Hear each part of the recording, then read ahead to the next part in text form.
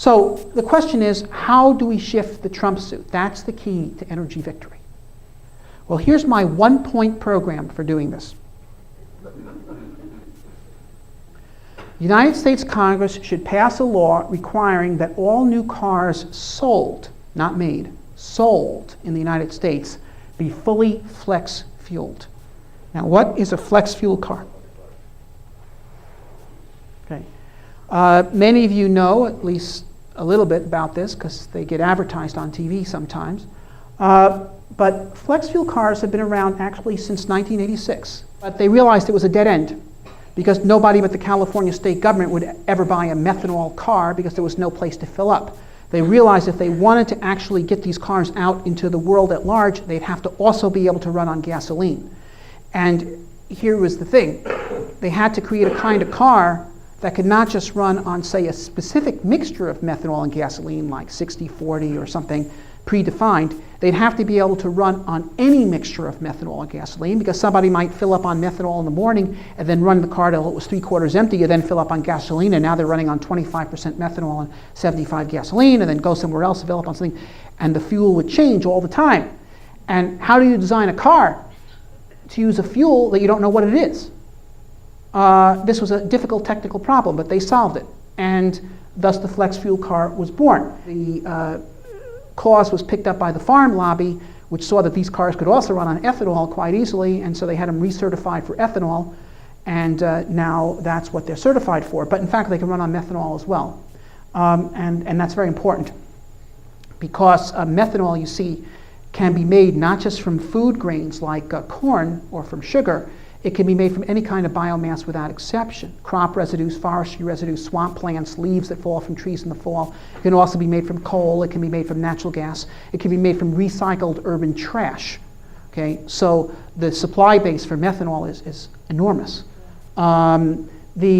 Anyway, the price differential in making a flex fuel car is only about $100 more than a comparable car that only runs on gasoline.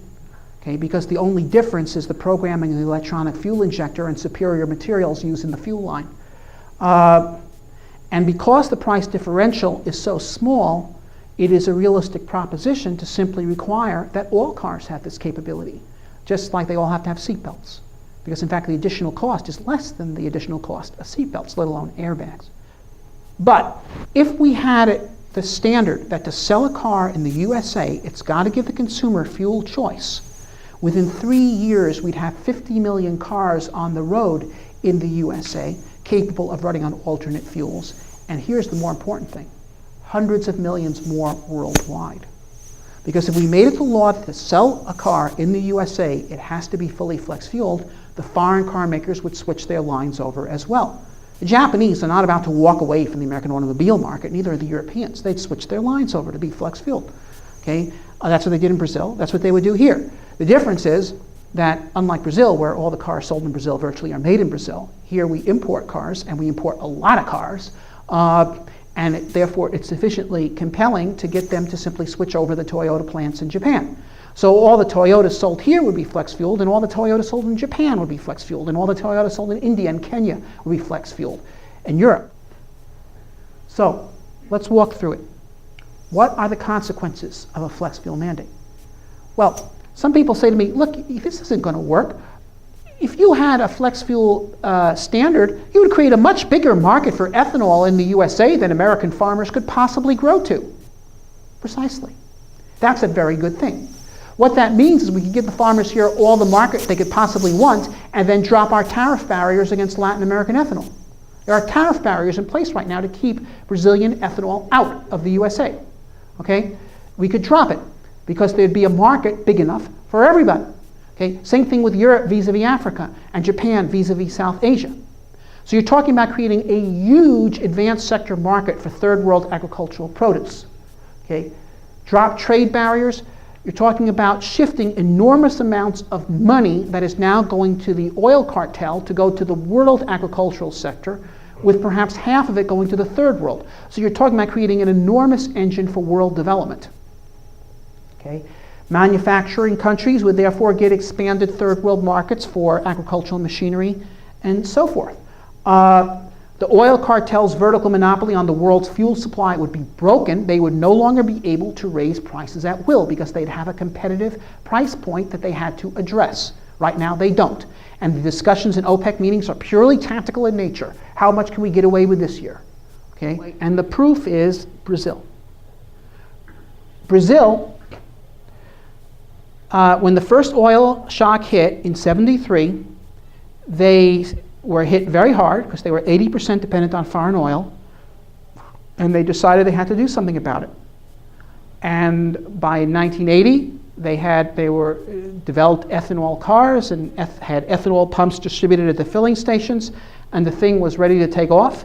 And here is the results.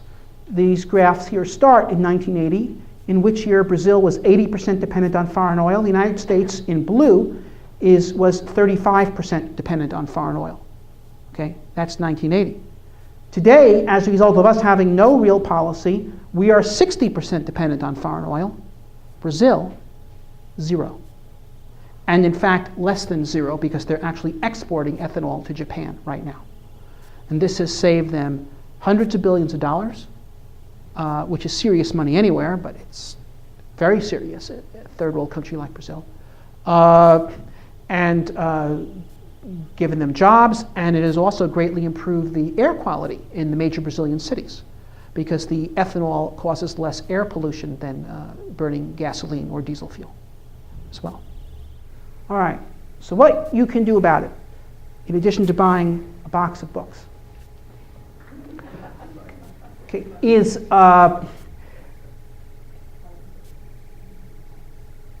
there's a bill.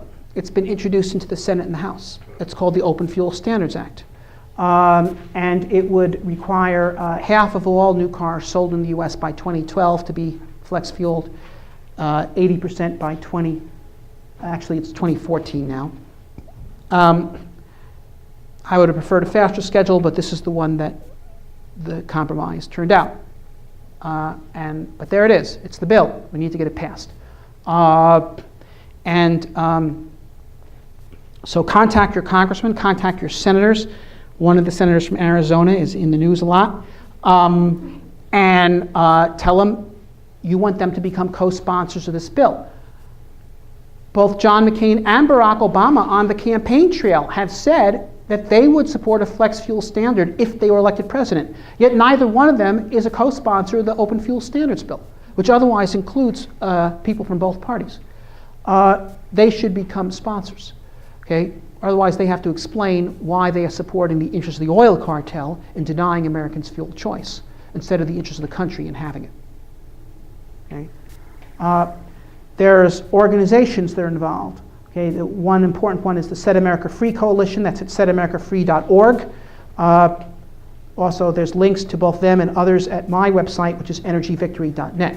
We're faced with a choice of futures, and very different kinds of futures. A future in which the world is fueled by petroleum, and a future in which the world is fueled by alcohol. And they are very different, and not just because one burns cleaner than the other. Okay? That's important, but that's not really the central issue. The central issue is that petroleum is a natural resource. It is in finite supply. It is not something you make, it is something that you find. And most of it is to be found in countries which are tyrannies. And there's a reason why they're tyrannies. Historically, economies based on natural resources have always tended towards tyranny because such countries do not need to develop the human creative powers of their population because they don't create wealth, they just acquire wealth that is already there. So a world based on finite resources, where the primary source of wealth is finite resources, put it that way, with it critical, okay, is a world headed for war. Because it's a world with a shrinking pie, and the remaining pieces are needed ever more desperately by the ever more desperate players. It's also a world in which it's fundamentally a Hobbesian world. It's a world where every nation is fundamentally an enemy of every other nation. And at the most ultimate level, where every person is ultimately the enemy of every other person, because they're all competing for a piece of the shrinking pie. Okay?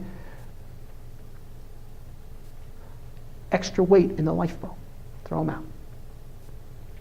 On the other hand, a world where wealth is not limited, but is created, where it's a product of human creativity, in such a world, every other nation and every other person is potentially your friend. And it is your benefit that those people in China have their living standards lifted and that they go to school and college and become engineers and scientists so that they can invent more things that add to the sum of human wealth on a global scale. Okay? So only in a world of unlimited resources can all men be brothers. Okay? Only in the open future. Only in a world where wealth is created. Okay? So one is a world that is destined for war, and the other is a world that can have peace and brotherhood.